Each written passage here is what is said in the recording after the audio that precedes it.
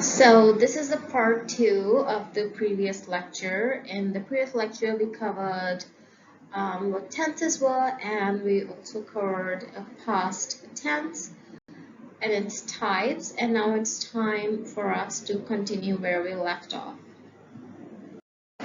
Now you will be learning about past tense. Past tense expresses the action that happened in the past. Past tense वो tense है जो उन actions के बारे में बताता है जो कि पास्ट में हुए हो, that happened in the past, जो पास्ट में हुए हो उन एक्शंस के लिए हम पास्ट टेंस यूज करते हैं। इसकी भी 4 टाइप्स हैं, simple past tense, past continuous tense, past perfect tense and past perfect continuous tense. First of all, we will take a look at simple past tense. We use the simple past tense to show actions completed in the past with no extra emphasis. So simple past tense तब use होता है जब हमने आप उन actions की बात करनी हो जो कि past में हुए हों, past में completed हुए हों, actions completed in the past, actions past में हुए हों, उनको बयान करने के लिए हम simple past tense use करते हैं। Let's take a look at its structure. इसमें of course subject खैर भूल जाएं, subject के हिसाब से सब्जेक्ट को भूल जाएं। वर्ब मैटर करते हैं, तो वर्ब आपने याद रखना है कि कौन से यूज होंगे, किस टेंस में कौन से वर्ब्स यूज होंगे। तो यहाँ पे हमारे पास वर्ब की सेकंड टाइप यूज होगी, यानी ईडी वाली फॉर्म यूज होगी हमारे पास, जिसे हम पास्ट टेंस फॉर्म कहते हैं। अगर आपको याद हो, इसे हम V2 भी कहते हैं। हम ये चीजें ऑलरेडी प्रीवियस लेक्चर में डिस्कस कर चुके हैं। If you want, you can go and watch that lecture again so that you are able to understand it better, this lecture better. So we are using the second form of verb, that is ed form, जिसके end में ed होता है। ये वो वाली form है, हम इसे पास्ट टेंस भी कहते हैं। ठीक है, हम या तो वो यूज करेंगे या इरेगुलर वर्ब की फॉर्म यूज करेंगे। आपको पता है वर्ब की रेगुलर और इरेगुलर फॉर्म्स डिफरेंट होती हैं, तो कैसे, और आपको हमने उस वीडियो में ये चीजें डिस्कस की थी, बट मैं फिर भी आपको ब्रीफली अभी भी बता देती हूँ ताकि आपको ठीक से लेक्चर समझ आए। For regular verbs, you form the simple past tense by adding the suffix ed. तो हमने उस वीडियो में देखा था कि जो रेगुलर verbs होते हैं उनको अगर हमने जब सिंपल पास्ट टेंस में बनाना, उसकी कन्वर्ट करना होता है, तो हम उसके एंड में सिंपली ed लगा देते हैं। बट जो इरेगुलर पास्ट टेंस वर्ब होते हैं वो ये रूल फॉलो नहीं करते। ठीक है, वो अपनी तरफ से उनकी यूनिक फॉर्म्स होती हैं। ठीक है, उन पे ये ed वाला रूल फॉलो नहीं होता। इरेगुलर पास्ट टेंस जो वर्ब्स होते हैं उन पे रूल फॉलो नहीं होता। जो रेगुलर वर्ब्स होते हैं उनके एंड में ed आता है, वो होती है सेकंड फॉर्म। ठीक है, second of form of verb use होगी जिसके एंड में या तो ed आता है, या अगर इरेगुलर वर्ब हुआ तो वो ऑफ कोर्स उनकी अपनी यूनिक फॉर्म्स होंगी। हमने देखा था इसके स्ट्रक्चर में जो वर्ब चेंज होता है वो ed वाला वर्ब होता है second form of verb, that is past tense. ठीक है, ये बहुत ही इजी है। इसमें क्या आ गया, पिक्ड। पिक्ड क्या है, ये हमारे पास रेगुलर वर्ब है। रेगुलर वर्ब हमने ऑलरेडी डिस्कस किया था, वो होता है जिसके एंड में आप सिर्फ ed लगाएं। पिक हमारे पास क्या है, पिक जो है हमारे पास वो है रेगुलर। पिक है हमारे पास रूट वर्ब। ठीक है, रूट वर्ब को हमने पास्ट टेंस में लाने के लिए हमने क्या किया, एंड में ed ऐड किया। ठीक है, ये रेगुलर वर्ब है क्योंकि ये वो वाला फॉर्मूला, ये रूल फॉलो करे जिसके एंड में ed आता है। ठीक है, I picked up the glass but it dropped from my hand. Again, it dropped, जो drop है word, ठीक है, drop, drop, drop, ये क्या है, root verb है, उसके end में ed लगा दें। ठीक है, एंड में डबल पी करके ed लगा दें तो क्या हो गया, ये रेगुलर वर्ब हो गया, ये ed लग गया। ठीक है, ये क्या हो गया, रेगुलर वर्ब, तो हमारे पास आ गया but it dropped from my hand। ठीक है, ये हमारे पास क्या थी, वर्ब की ed वाली फॉर्म। आपको पता है रेगुलर वर्ब में जो पास्ट टेंस की फॉर्म होती है उसमें ed लगता है, पर जो इरेगुलर वर्ब्स होते हैं उनका अपने ही रूल्स, अपना ही फॉर्मूला होता है। इसमें कोई भी अपना यूनिक फॉर्म्स होती है, इसमें कोई भी रूल्स फॉर्मूलाज अप्लाई नहीं होते ed वाले। ठीक है, आप उसकी भी एग्जांपल देख सकते हैं। इरेगुलर वर्ब की क्या एग्जांपल है, this morning I went to the store but I forgot the milk. तो हमारे पास यहाँ पे दो हमारे पास हैं वर्ब्स, एक तो वेंट जाना और फॉरगॉट भूल जाना। तो ये क्या है, भूलना और जाना, ये दो हमारे पास वर्ब्स हैं। अब आपको पता है ये इरेगुलर वर्ब कैसे है। वेंट की जो दूसरी फॉर्म होती है, रूट फॉर्म, वो क्या थी, गो। गो। तो आप देख रहे हैं यहाँ पे कोई भी फॉर्मूला फॉलो नहीं हो रहा ईडी वाला, ठीक है। ये वेंट की अपनी इसकी एक यूनिक फॉर्म है वेंट, ठीक है। Same with forgot. हम कहते हैं फॉरगेट। फॉरगेट है इसकी बेस फॉर्म, रूट फॉर्म। इस पे कोई ईडी वाला फॉर्मूला अप्लाई नहीं होता, इसलिए इरेगुलर वर्ब है। इसकी अपनी यूनिक फॉर्म है forgot. So this morning I went to the store but I forgot the milk. You get the gist के इसमें इस टेंस की फॉर्म में, इस सिंपल पास्ट टेंस फॉर्म में आपने second form of verb use करनी है। Just remember that. We are on to the next one. Past continuous tense. Use the past continuous to show an ongoing action in the past, especially if the action was interrupted by another action. It's also used for habitual actions that occurred in the past but not in the present. It's usually used with adverbs like always or adverb phrases like all the time. अब past continuous tense में क्या होता है, past continuous tense वो होता है जिसमें action, on going action, जो एक्शन इस वक्त चल रहा हो, ठीक है, और एक्शन चल रहा हो पास्ट में, एक्शन चला हो पास्ट में, उसको बताता है। ऐसा एक्शन जो पास्ट में हो रहा था, ये उसको बताता है। स्पेशली अगर वो एक्शन इंटरप्ट हो गया, वो रुक गया, ठीक है, किसी कोई इंटरप्शन आ गई, उसमें कोई रुकावट आ गई। इसे हम हैबिचुअल एक्शंस के लिए भी यूज करते हैं, जो कि पास्ट में, ऐसी एक्शन जो बार बार हम करते हैं पर पास्ट में, प्रेजेंट में नहीं, पास्ट में हुए हो, उसके लिए भी यूज होता है। उसके साथ कई बार हम एडवर्ब्स यूज करते हैं, जैसे ऑलवेज, या एडवर्ब फ्रेजेस भी यूज होते हैं जैसे all the time, but let's ignore that for now. बस बेसिकली याद रखिए जो एक्शंस पास्ट में हुए हो, ठीक है, उसके लिए हम यूज करते हैं पास्ट कंटिन्यूस टेंस, स्पेशली जो कि हो रहे थे, like they were ongoing but in the past.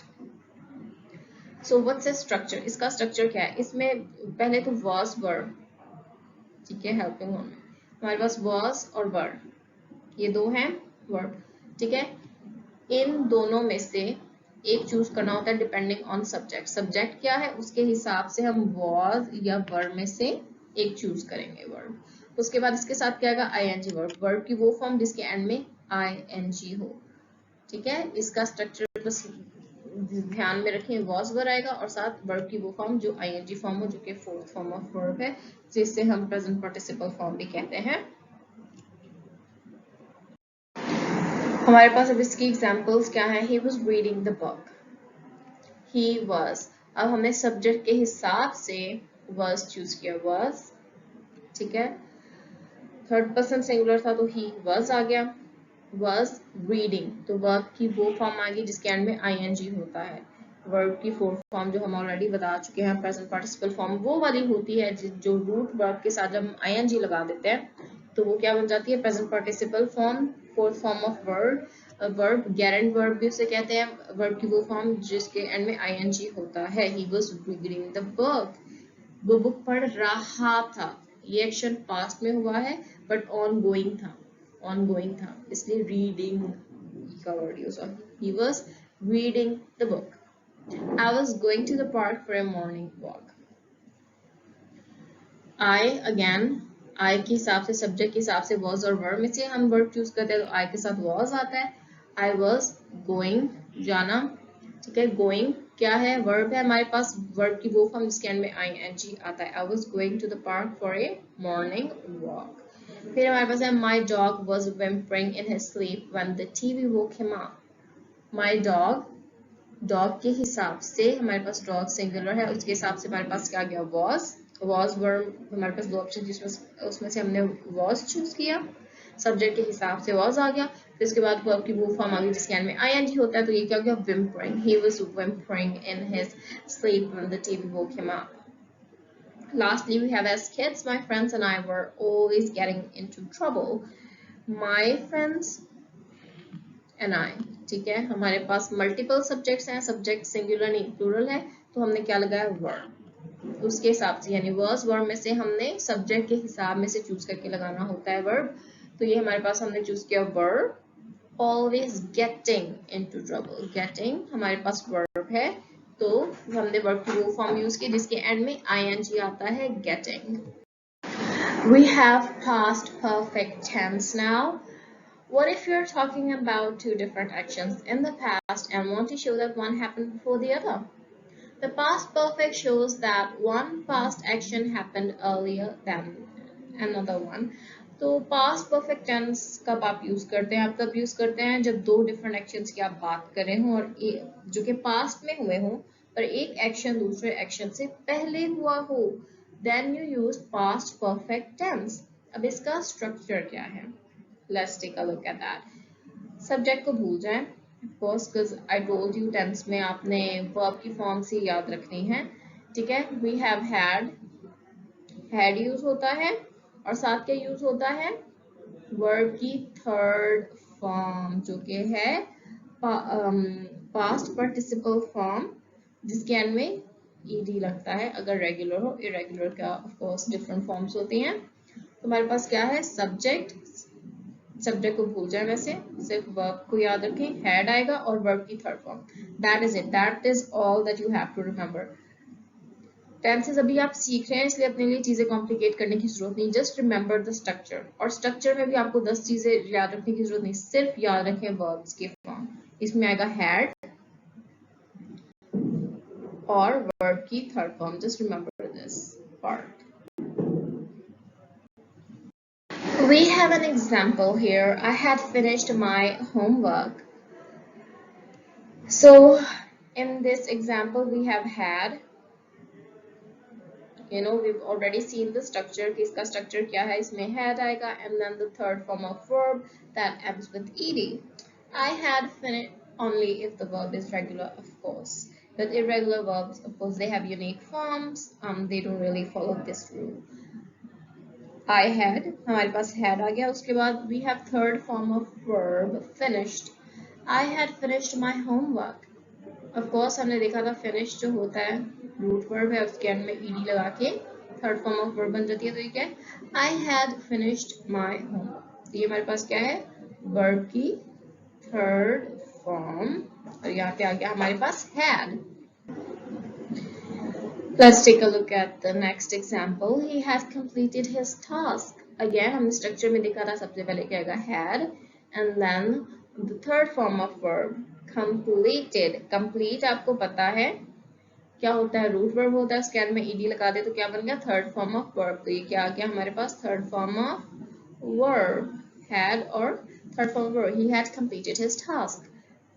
She had arrived at the office before she realized it was Sunday. She had, again हमारे पास स्ट्रक्चर है had आ गया, फिर arrived। आपको पता है arrive होती है रूट फॉर्म और ed लगा के क्या बन गया? arrived at the office before she realized it was Sunday.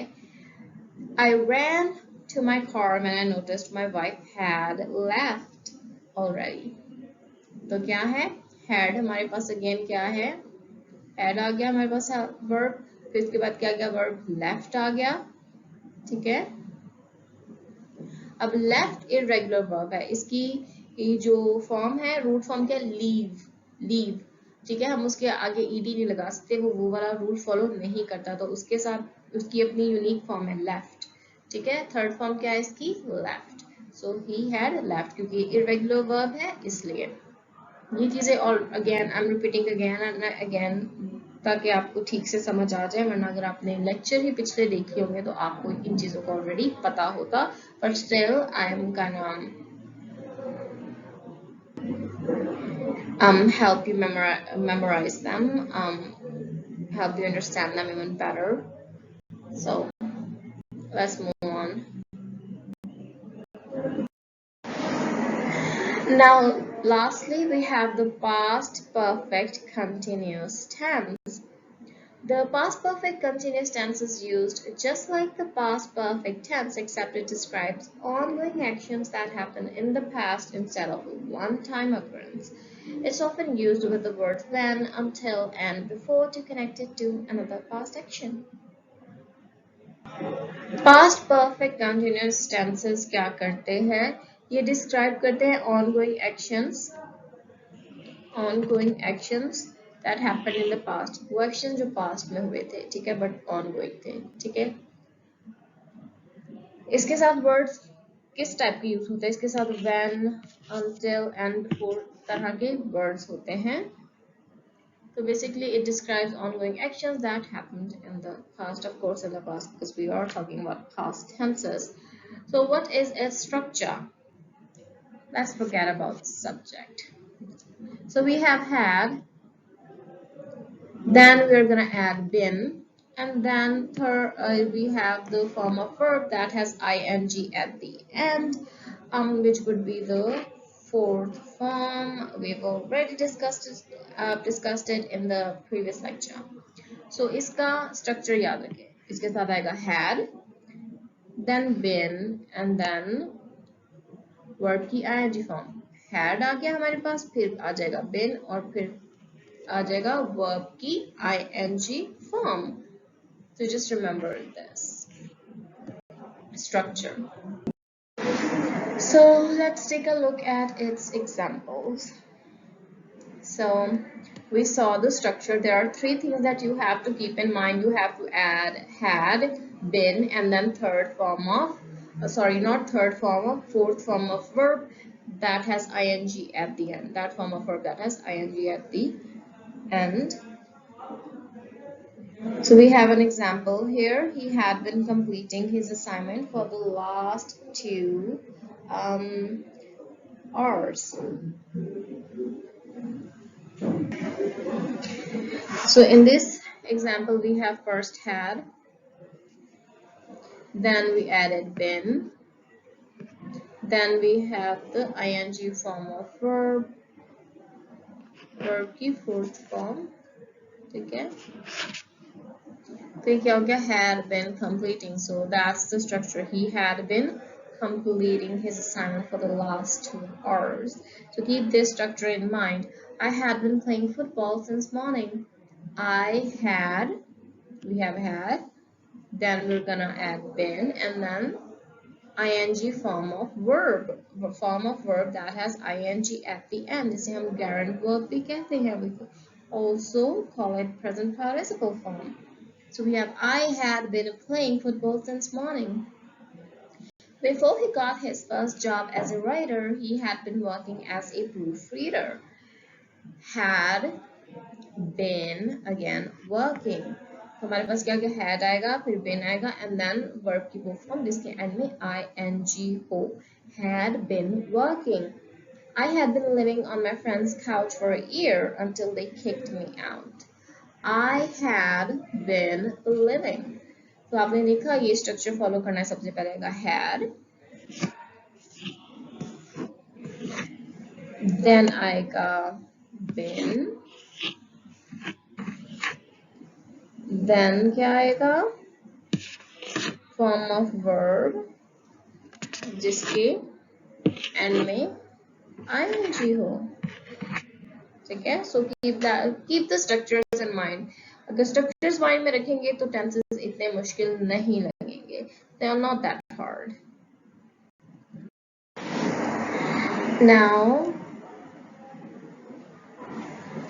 Now we have future tense. The future tense expresses the actions that have not happened yet or the actions that will likely to happen in future. So what does it say? Future tense कौन से होते हैं? Future tense वो वाले tense होते हैं जो कि वो वाले actions express करने में help करते हैं जो अभी नहीं हुए हुए. वो action जो अभी नहीं हुए हुए और वो action जो कि future में होंगे, उनके लिए हम क्या यूज करते हैं? Future tense. दो चीजें जो अभी नहीं हुई, have not happened yet, ठीक है, या वो चीजें जो कि फ्यूचर में होंगी, ठीक है, that will happen in future. तो उसके लिए हम क्या यूज करते हैं? Future tense. we use future tense for that.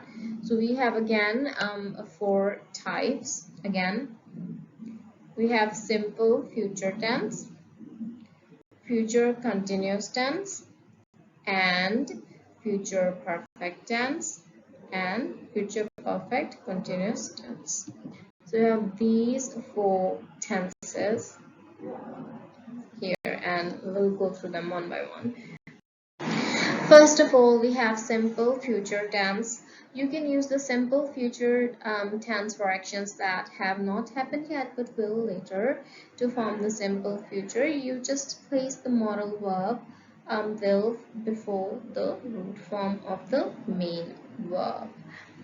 अच्छा, अब क्या होता है सिंपल फ्यूचर टेंस में? क्या होता है सिंपल फ्यूचर टेंस आप तब यूज करते हैं जब आपने कोई ऐसी बात करनी हो जो कि अभी नहीं हुई, that have not happened yet but will later. वो चीजें जो अभी नहीं हुई बट बाद में होगी, अभी नहीं हुई बट बाद में होगी, तो उसका स्ट्रक्चर क्या है? ठीक है, फॉरगेट अबाउट सब्जेक्ट, हम इसका स्ट्रक्चर देखते हैं हमारे पास क्या है। ठीक है, सबसे पहले क्या आएगा? विल और शैल। विल और शैल में से एक वर्ड चूज होगा। ठीक है, हमारे पास ये आ गया। उसके साथ क्या आएगा? हमारे पास आएगा वर्ब की फर्स्ट फॉर्म, यानी वर्ब की जो रूट फॉर्म होती है, वर्ब की रूट फॉर्म, मेन फॉर्म जो विदाउट एनी चेंजेस होती है वो। Just keep this in mind, will और शैल में से एक आएगा और या वर्ब और साथ क्या आएगा? प्लस वर्ब की first form, root form, base form. Let's take a look at these following examples. I shall go to the park for a walk. I shall, again हमने will और shall में से एक चूज करना था, shall आ गया। फिर क्या आ गया? go to the park for a walk। फिर क्या आ गया? verb की वो form that is without any changes, verb की base form go। I shall go to the park for a walk. Let's take a look at the next example. She will perform his duty। ठीक है, will again हमने shall और will में से एक choose किया और उसके बाद क्या आ गया? perform, first form of verb, basic form of verb. ठीक है, she will be president one day। will again हमारे पास will आ गया, हमारे पास will आ गया और साथ क्या आ गया? Base form of verb, root form of verb be। will be president one day। Again, I will not go to the wedding without a date। will, ठीक है, will आ गया, फिर हमारे पास क्या गया? go। ठीक है, अगेन शैल और विल में से एक आ गया और फिर बेस फॉर्म ऑफ वर्ब या root form of verb go to the wedding। अच्छा, अब आप ये भी सोच रहे होंगे कि शैल और विल, इन दोनों में से आप कैसे डिसाइड करेंगे आपने क्या यूज करना है? ठीक है, जो रूल है, बेसिक रूल ये होता है कि आई और वी के साथ शैल आएगा और जो बाकी हैं यू, जैसे हो गया ही, ठीक है, शी, दे वगैरह के साथ विल आएगा। ठीक है, बट ये रूल फॉलो कोई भी नहीं करता। लोग अपनी मर्जी से कभी शैल लगा देते हैं, कभी विल लगा देते हैं, ये रूल फॉलो नहीं होता। This rule is not really followed. तो वैसे अगर देखा जाए रूल है सही, आई और वी के साथ शैल लगेगा, यू, ही, शी, दे के साथ विल लगेगा, but people don't really follow this rule and you can see it here in the examples too। जैसे कि I will लगा हुआ है, I shall इसके साथ नहीं लगा हुआ। तो again you don't have to follow this rule because even native speakers don't follow this rule। These words are used interchangeably, so you can use whatever you want, you don't have to follow this rule। Next up we have future continuous tense। You can use the future continuous tense for future actions happening over a period of time, especially when a specific time is mentioned। You can use a future continuous tense। आप कब use कर सकते हैं? जब आप उन चीजों के बारे में बात कर रहे हो जो कि काफी लंबे पीरियड तक हुई हो। ठीक है, मतलब अरसे तक हुई हो चीज जो कि शुरू हुई हो। आपको पता है कंटिन्यूस का वर्ड क्या होता है? कंटिन्यूस का वर्ड है कोई चीज जो कंटिन्यू हो रही हो, ठीक है, ज्यादा अरसे पीरियड तक हो, प्रोग्रेशन में हो। तो ये भी वही हिसाब हो गया, ठीक है, वो वाली चीजें जो ज्यादा अरसे तक हुई हो। ठीक है, स्पेशली अगर टाइम मेंशन हो तब ये टेंस यूज होता है। We have a structure, subject को भूल जाए। ठीक है, we have will be, shall be. ठीक है, सबसे पहले आप क्या करेंगे, आपने विल बी और शैल बी में से एक चूज करना है। अगेन मैं आपको विल और शैल का रूल बता चुकी हूँ ऑलरेडी कि रूल क्या है, बट ये फॉलो नहीं होता, so it is okay, you don't have to follow this rule. वैसे usually I go with will instead of shall because I feel like shall ज़रा ज़्यादा formal लगता है, so I like using will, but of course in like letters and applications I use shall because that seems more formal. um, Anyways, will और shall में से एक choose करेंगे, ठीक है, will be shall be में से, एंड देन दूसरी चीज क्या करनी है, वर्ब की वो फॉर्म लगानी है जिसके एंड में ing हो। आपको अगर कंफ्यूजन है तो आपको याद रखने की भी जरूरत नहीं है कि वर्ब की ing को आपको गेरेंट वर्ब कहते हैं या वर्ब की फोर्थ फॉर्म है या ये प्रेजेंट पार्टिसिपल फॉर्म है, अपने आपको कंफ्यूज करने की जरूरत नहीं है, बस याद रखिए वर्ब की ing फॉर्म लगानी है, ठीक है। Just remember the structure and you will be fine. Now let's take a look at some examples. We already know the structure कि सबसे पहले will be और shall be में से एक चूज करेंगे और उसके बाद verb की वो फॉर्म आएगी जिसके एंड में ing होगा। He will be playing football. वो फुटबॉल खेलेगा, हम फ्यूचर की बात करें, ठीक है। He will be playing football. अच्छा, अब इसमें स्ट्रक्चर क्या था, will be आ गया, ठीक है, हमारे पास क्या आ गया, will be, उसके बाद क्या आ गया, वर्ब की वो फॉर्म जिसके एंड में ing आता हो, ठीक है। He will be playing football. We shall be eating the meal. आपने देखा होगा will आया है he के साथ, जैसे मैंने आपको बताया था we और I के साथ shall आता है और you, he, she, they के साथ will आता है, बट ये रूल ज्यादा फॉलो किया नहीं जाता और ये आप देखेंगे अगले एग्जाम्पल में। यहाँ पे हमारे पास है we shall be eating the meal। Again हमारे पास क्या आ गया, ये shall आ गया, ठीक है, shall be आ गया, इसके बाद क्या आ गया, वर्ब की वो फॉर्म जिसके एंड में ing आता हो, we shall be eating the meal। आप देखिए यहाँ पे shall यूज हुआ है we के साथ, बट नीचे वाली जो एग्जाम्पल है we will, इसके साथ will यूज हुआ है, इसीलिए मैं कह रही हूँ do not pay any attention to this rule। आपकी मर्जी है will लगाएं shall लगाएं, but I usually use will। But जब फॉर्मल राइटिंग की बात आती है, especially when you are writing letters और something, then you can use shall if you want, क्योंकि इसमें थोड़ा formal, because shall seems more formal, well according to me it does। We will be attending a meeting from noon until 3 p.m. हमारे पास क्या आ गया, will be, उसके बाद क्या आ गया, वर्ब की वो फॉर्म जिसके एंड में ing आता हो।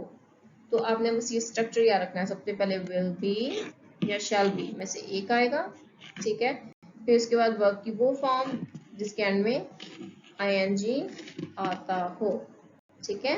Just keep that in mind। Next up we have future perfect tense. The future perfect shows an action that will be completed in the future by a specified time.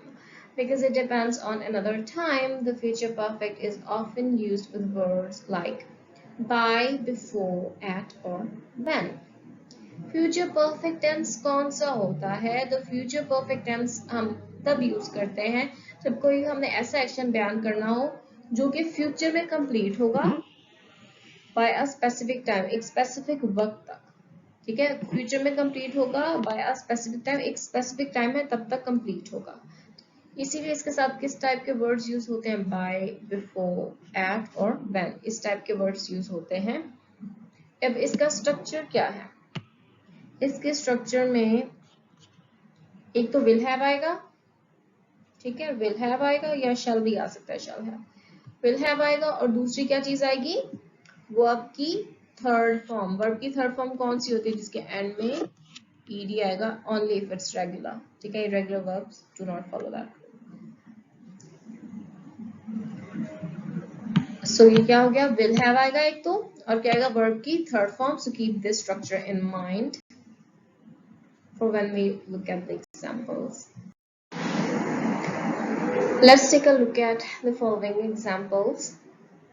He will have played football. उसने football खेल ली होगी, मतलब काम तो future में होगा but तब तक हो चुका होगा। He will have played football। तो इसका स्ट्रक्चर क्या था, सबसे पहले will have आएगा, ठीक है, उसके बाद क्या आएगा, वर्ब की वो फॉर्म, वर्ब की थर्ड फॉर्म, और थर्ड फॉर्म में क्या होता है, अगर रेगुलर वर्ब हो तो उसकी ये फॉर्म कैसे एंड होती है, इसके एंड में ed आता है। बस ये याद रखें, will have आएगा और वर्ब की थर्ड फॉर्म जिसके एंड में ed होता है। He will have played football.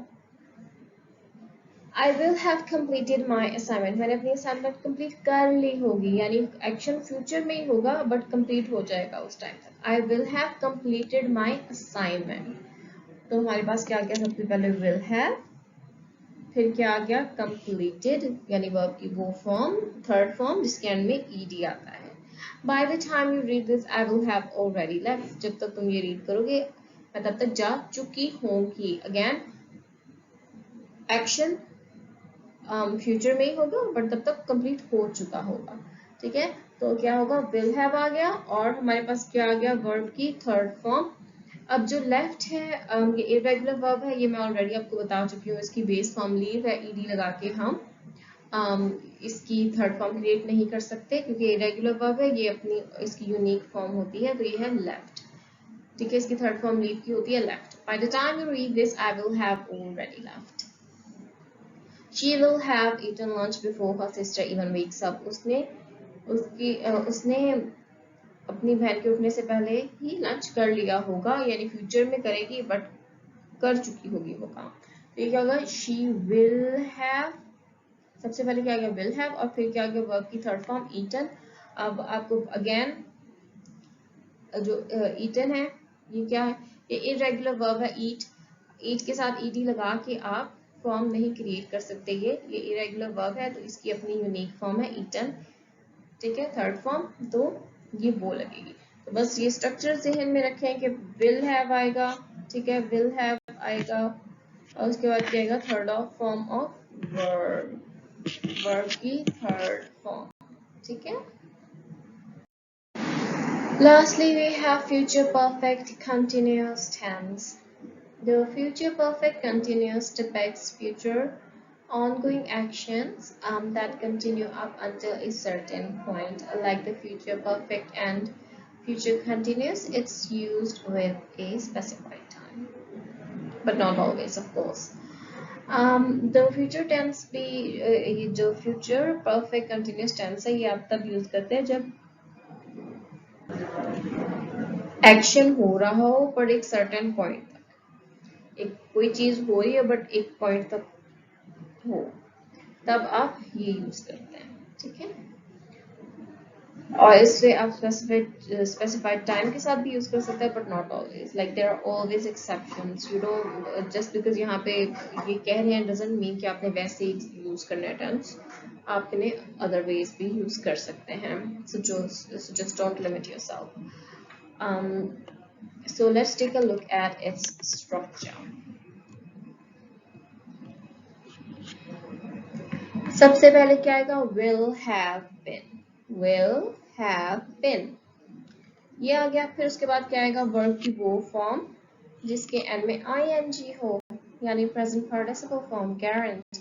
बस आप ये याद रखें, वर्ब की फॉर्म जिसके एंड में ing आता है, will have been, और वर्ब की से fourth form.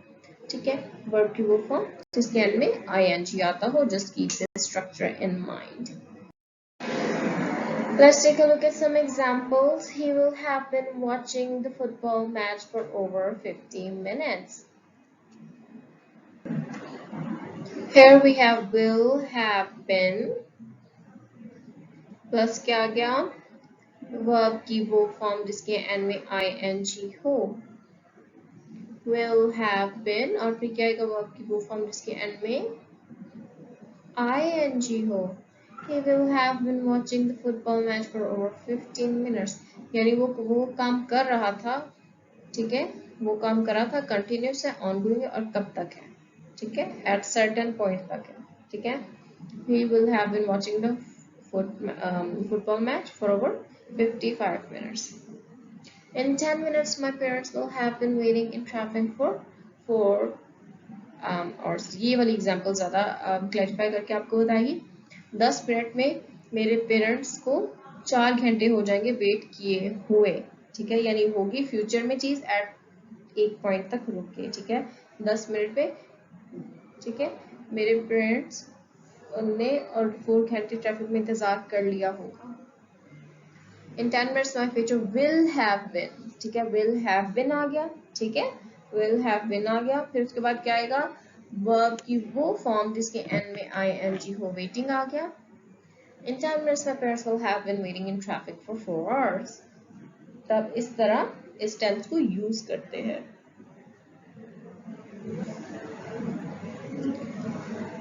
Okay, lastly we have I will have been eating healthy for a whole year by September। कि सितंबर तक मुझे पूरा साल हो जाएगा हेल्दी खाते हुए, यानी एक पॉइंट है हमारे पास टाइम का, वो क्या है, सितंबर है, ठीक है।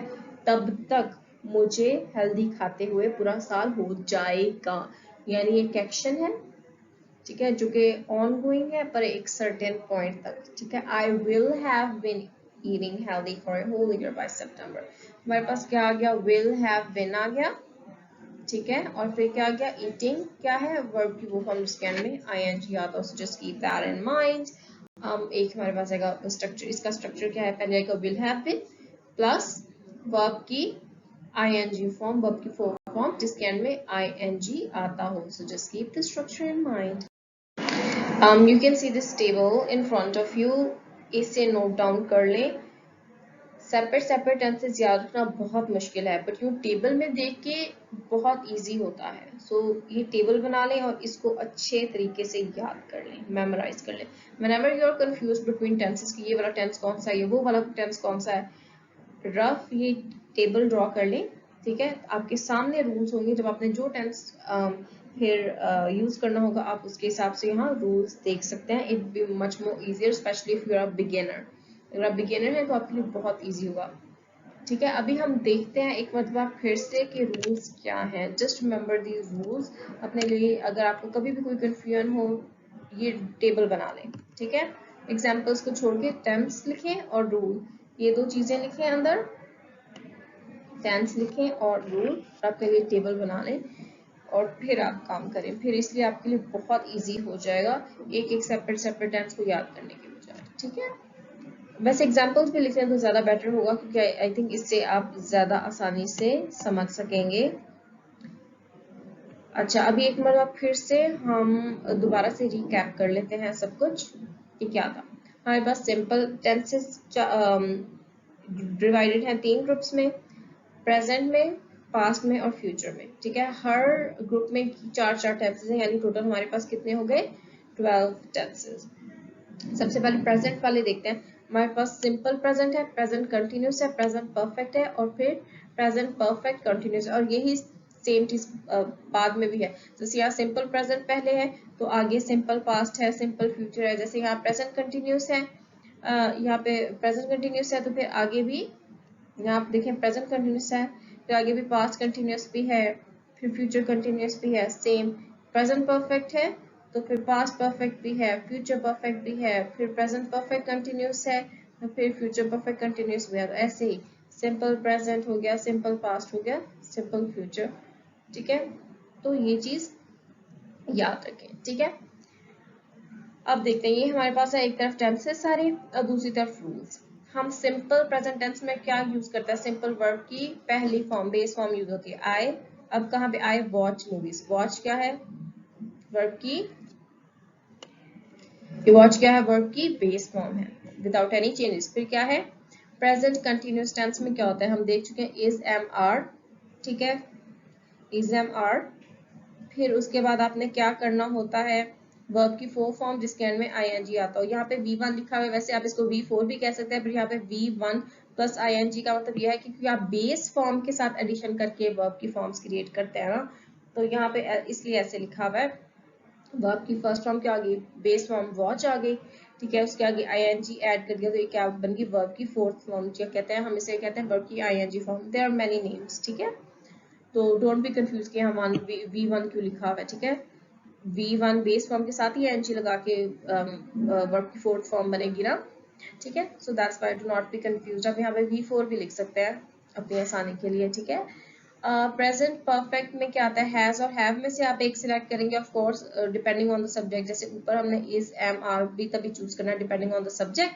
फिर उसके बाद क्या आएगा, V3 आ जाएगा। V3 कौन सा है, जिसके एंड में ईडी आता हो, वर्ब की वो फॉर्म जिसके एंड में ईडी आता हो, जैसे हमारे पास वॉच, यहाँ पे क्या गया हमारे पास वॉच्ड है, वॉच्ड, और एंड में ईडी आ गया, वॉच हमारे पास बेस है और एंड में ईडी आ गया, वर्ब की थर्ड फॉर्म के एंड में ईडी आता है ना, इसलिए।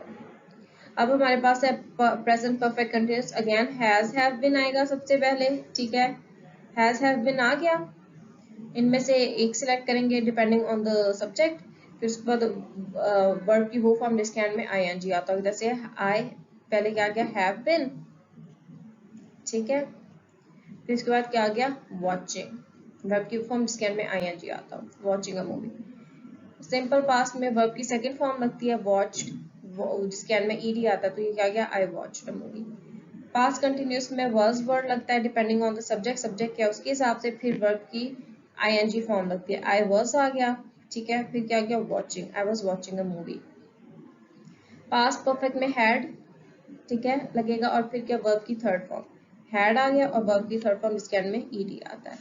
पास्ट परफेक्ट कंटिन्यूअस में हैड बिन आता है, फिर वर्ब की वो फॉर्म इसके एंड में आईएनजी आता हो, तो फिर क्या आ गया हैड बिन आ गया, फिर आ गया watching a movie. Simple future में क्या होता है विल शैल आता है, और वर्ब की फर्स्ट फॉर्म तो क्या आएगा आई विल, ये क्या है विल आ गया हमारे पास, ठीक है, फिर उसके बाद क्या आया हमारे पास watch, watch a movie, I will watch a movie.